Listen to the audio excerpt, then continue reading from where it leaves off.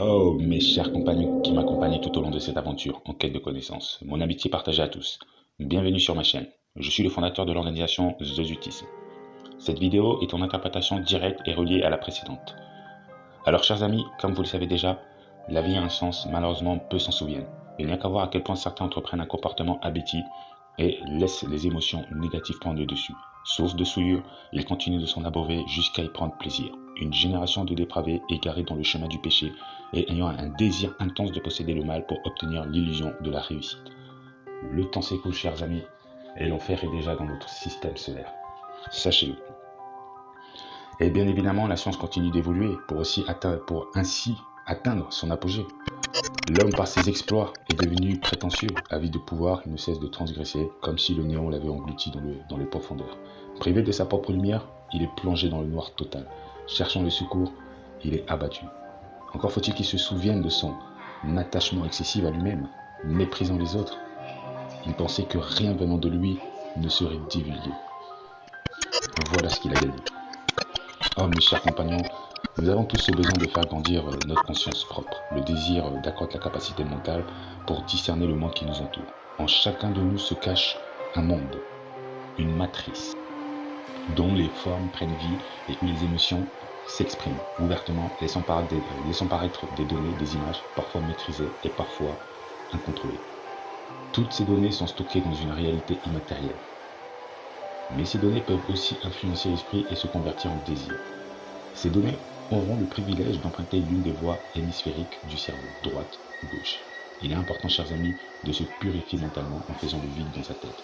Se procurer un temps de disponibilité dans la journée ou dans la semaine pour exercer une méditation exceptionnelle et à pleine conscience. Comme lorsqu'on s'apprête à dormir, on se déconnecte de tout afin de laisser place au repos.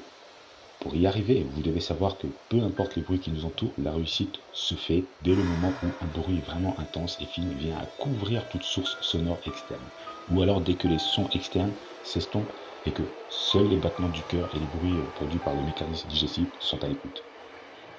Et surtout, avant tout, ouvrez les yeux, méditez en ouvrant les yeux. C'est important.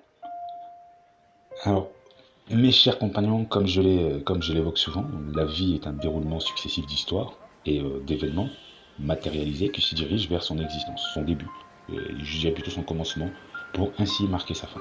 Sa fin nous dévoilera la vérité et donc la réalité. Souvenez-vous les amis, ce qui nous entoure s'assemblera de nouveau, mais dans un terme beaucoup plus apocalyptique. Et dire qu'avant le Big Bang, il existait déjà de la vie, un monde sans frontières, dans le néant. Ce qu'il faut savoir, c'est que autant nous donnons vie dans notre matrice, dans notre imagination, donc en se créant une histoire par la volonté, autant la divinité créatrice s'est créée par sa volonté un monde spacieux où elle y a introduit la matière.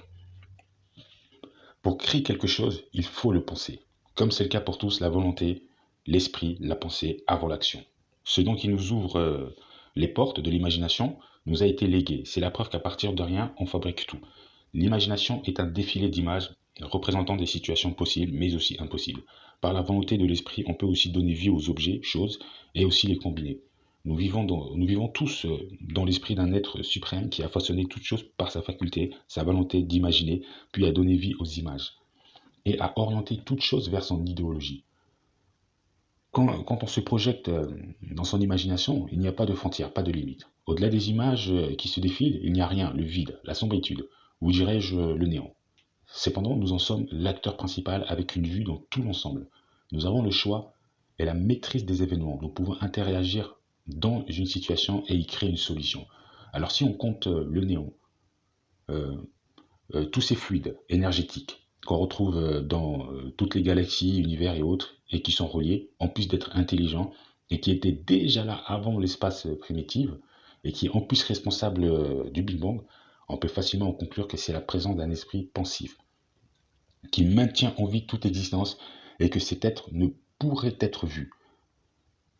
Son imagination est notre réalité. Quand je dis ne pourrait être vu, je fais bien sûr allusion à son physique, tel qu'il est vraiment. Sa lumière est source de vie. C'est aussi l'interprétation que donne l'enseignement abrahamique dans les livres. Alors les amis, n'ayez crainte, je détaillerai le tout dans plusieurs vidéos, toujours dans le thème connaissance de la vie. Vous verrez, il y a de quoi se croustir les dents, vraiment. Mais toujours est-il que je le ferai avec retenues. Donc je réserve quand même le meilleur pour mes futures conférences. Donc voilà, je ferme la parenthèse. Ah mes chers compagnons, notre lumière s'illumine seulement lorsqu'on se purifie et que s'en suive, si vous voulez, la bonté. Nous sommes tous des sujets, enfermés dans un cocon, et où les lois ont été établies par une conscience qui est témoin de tous les faits et gestes.